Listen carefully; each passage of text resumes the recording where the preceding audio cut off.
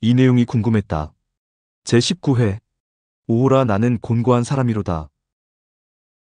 로마서 7장 24절 오호라 나는 곤고한 사람이로다라는 바울의 고백이 등장합니다. 그런데 이 고백에 놀라지 않을 수가 없습니다. 왜냐하면 바울만큼 하나님의 원리에 관해 예수님의 원리에 관해 해박한 사람이 없기 때문입니다. 이런 바울이 곤고하다고 고백한다면 그렇지 않은 사람들은 도대체 어떻게 살라는 말입니까? 그래서 바울의 고백에 놀라지 않을 수 없는 것입니다. 그런데 바울이 왜 이런 고백을 했는지 힌트가 되는 노래가 우리나라 가요 가운데에 있습니다. 성가나 복음성가가 아닌 가요 가운데에 있습니다. 그 가요의 제목은 가시나무입니다. 우선 가수 조성모의 목소리로 이 노래를 들어보도록 하겠습니다. 가사를 음미하시며 들어주시면 고맙겠습니다.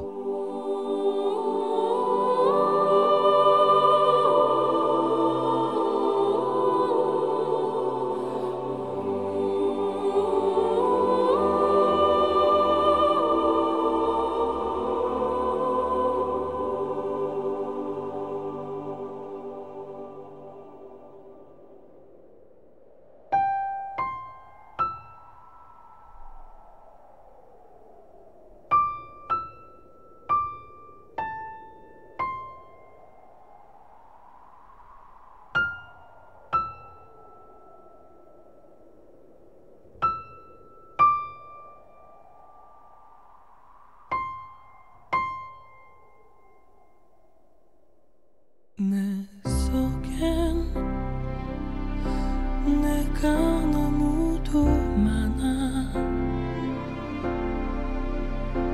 당신의 쉴 곳 없네. 내 속엔 헛된 바램들 당신의 변할 것 없네. 내 속엔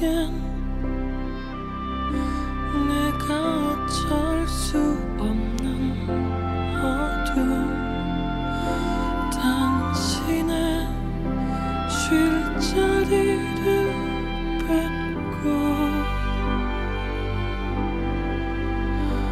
내 속엔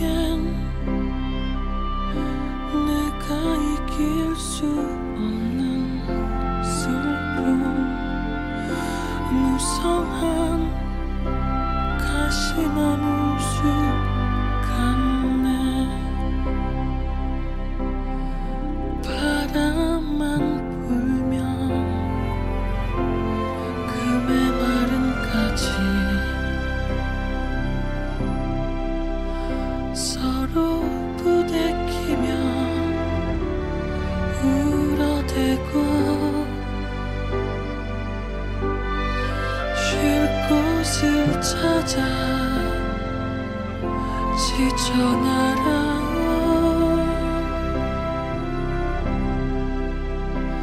어린 새들도 가시에 찔려 날아가고 바람만 불면 외롭고 또 괴로워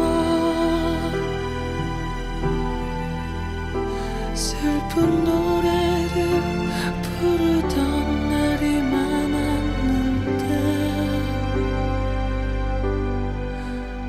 내 속엔 내가 너무도 많아서 당신의 쉴 곳 없네.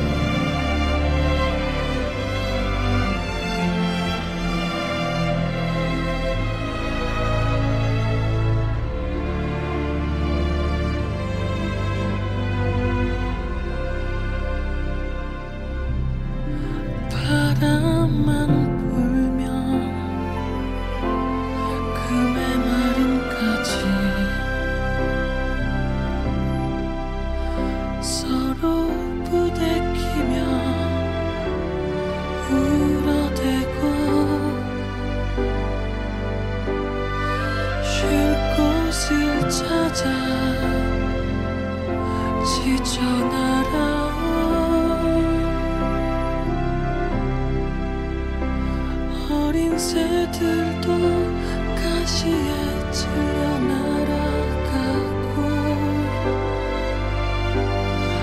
바람만 불면 외롭고 또 괴로워 슬픈 노래를 부르던 날이 많았는데 내 속엔 내가 너무도 많아서 당신의 쉴 곳 없네.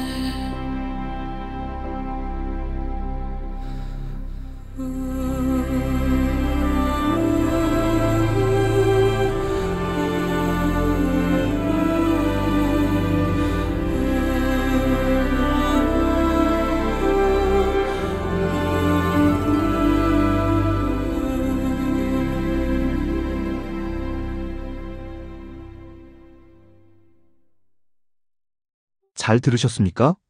내 속엔 내가 너무도 많다고 노래합니다. 내 속엔 헛된 바램들이 많다고 노래합니다. 내 속엔 내가 어쩔 수 없는 어둠이 많다고 노래합니다. 내 속엔 내가 이길 수 없는 슬픔이 많다고 노래합니다. 그래서 당신에게 쉼을 주지 못하고, 그래서 당신에게 평안을 주지 못한다고 노래합니다. 그 모습이 마치 쉴 곳을 찾아 지쳐 날아온 어린 새들까지도 쫓아버리는 가시나무의 모습과 같다고 고백하는 내용의 노래입니다. 그런데 이런 모습이 과연 가시나무만의 모습이고, 과연 어느 특정인만의 모습일까요? 그렇지는 않을 것입니다. 우리 모두의 모습일 거라고 해도 결코 틀린 말은 아닐 것입니다. 그런데 왜 내 속엔 내가 너무도 많고, 내 속엔 헛된 바램들이 너무도 많은 것일까요? 왜 내 속엔 내가 어쩔 수 없는 어둠이 너무도 많고, 내 속엔 내가 이길 수 없는 슬픔이 너무도 많은 것일까요? 그 이유를 알아야 나를 변화시킴으로써 타인에게 쉼도 줄 수 있고, 평안도 줄 수 있을 터인데 도대체 그 이유가 무엇일까요? 그 이유를 알려주는 성경의 내용이 바로 로마서 7장 24절 오라 나는 곤고한 사람이로다라는 바울의 고백입니다. 바울이 곤고하다고 고백하는 이유는 로마서 7장 19절로 20절 내가 원하는 바 선은 행하지 아니하고 도리어 원하지 아니하는 바 악을 행하는도다. 만일 내가 원하지 아니하는 그것을 하면 이를 행하는 자는 내가 아니오 내 속에 거하는 죄니라라는 내용입니다. 바울은 선하게 살고 싶어 합니다. 바울은 의롭게 살고 싶어 합니다. 그렇게 살아가기 위해서 모든 노력을 아끼지 않습니다. 그런데 뜻대로 되지 않습니다. 마음먹은 대로 되지 않습니다. 자꾸 악한 일을 저지르게 되고 불의한 일을 저지르게 됩니다. 마음과 행동이 일치하지 않으니 갈등할 수밖에 없습니다. 마음 다르고 행동 다르니 곤고해질 수밖에 없습니다. 그런데 이렇게 곤고하게 하는 주체가 무엇이라고 합니까? 이를 행하는 자는 내가 아니요 내 속에 거하는 죄니라라고 말하고 있습니다. 즉 사람이 겪는 모든 곤고함의 원인은 바로 죄 때문이라고 바울은 지적하는 것입니다. 어떤 문제가 발생하면 대부분 그것을 다른 사람의 탓으로 돌립니다. 그래서 다른 사람을 가르치려 하고 다른 사람을 변화시키려 하고 다른 사람을 새 사람으로 만들려고 노력합니다. 언제나 개혁하자고 외치는 사람은 넘치는데 정작 자신이 개혁되어야 한다고 생각하는 사람은 하나도 없습니다. 늘 남을 문제 삼고 늘 남을 고쳐야 한다고 생각합니다. 그러니 오로지 자기 기준에서 다른 사람을 비판하게 되고 오로지 자기 기준에서 다른 사람을 비난하게 되고 오로지 자기 기준에서 다른 사람을 정죄하게 됩니다. 이 비판과 비난과 정죄가 실제로 칼이 되는 때도 우리가 살아가는 세상에서 허다하게 목격되는 일입니다. 모든 문제의 원인을 남의 탓으로 돌림으로써 일어나는 불행한 일들입니다. 그렇다고 모든 문제의 원인을 자신의 탓으로 돌리는 것은 바람직하냐? 그것도 결코 정답이 아닙니다. 자신을 문제 삼으면 자책하게 됩니다. 자신을 문제 삼으면 죄책감에 사로잡힙니다. 자신을 문제 삼으면 무기력감에 빠집니다. 자신을 문제 삼으면 자신을 변화시키려고 몸부림치다가 결국은 자살로까지 이르게 되는 경우도 우리가 살아가는 세상에서 허다하게 목격되는 일입니다. 그럼 남의 탓도 아니고 자신의 탓도 아니라면 세상에서 일어나는 모든 문제의 원인은 과연 무엇일까요? 바울은 그 원인을 바로 죄라고 지적하는 것입니다. 사람들의 마음속에 거하면서 선을 행하고자 하나 악을 행하게 하고 의를 행하고자 하나 불의를 행하게 하며 사람들을 곤고하게 하는 죄가 세상 모든 문제의 원인이라고 바울은 지적하는 것입니다. 드디어 원인이 밝혀졌습니다. 사람의 곤고함의 원인이 죄라는 것이 밝혀졌습니다. 원인이 밝혀졌으니 이제 남은 일은 해결하는 일뿐입니다. 죄가 원인이라는 게 밝혀졌으니 이제 죄를 물리치고 죄에서 벗어나기만 하면 되는 것입니다. 그런데 사람 스스로 그것을 해낼 수 없다고 바울은 말합니다. 사람 스스로 죄의 문제를 해결할 방법은 없다고 말합니다. 그래서 오우라 나는 곤고한 사람이로다. 이 사망의 몸에서 누가 나를 건져내랴라고 말하는 것입니다. 그런데 바울은 결국 이 죄의 문제를 해결받을 수 있었습니다. 더 이상 곤고한 삶을 살아가지 않아도 되는 존재로 변화되었습니다. 선한 일을 하고자 하면 거침없이 선한 일을 할 수 있게 되었고, 의로운 일을 하고자 하면 거침없이 의로운 일을 할 수 있게 되었습니다. 어떻게 해서 그렇게 될 수 있었습니까?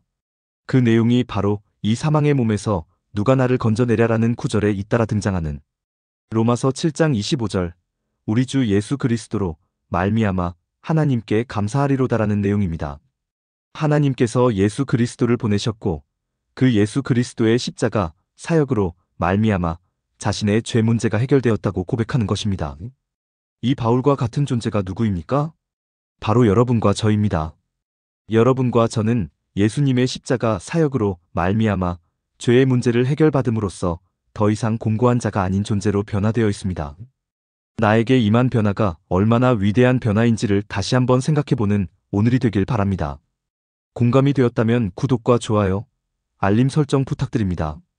하나님의 말씀을 바르게 전하는 데 큰 도움이 될 것입니다. 평등하고 공정하며 정의롭고 행복한 세상을 이루는 데 큰 도움이 될 것입니다.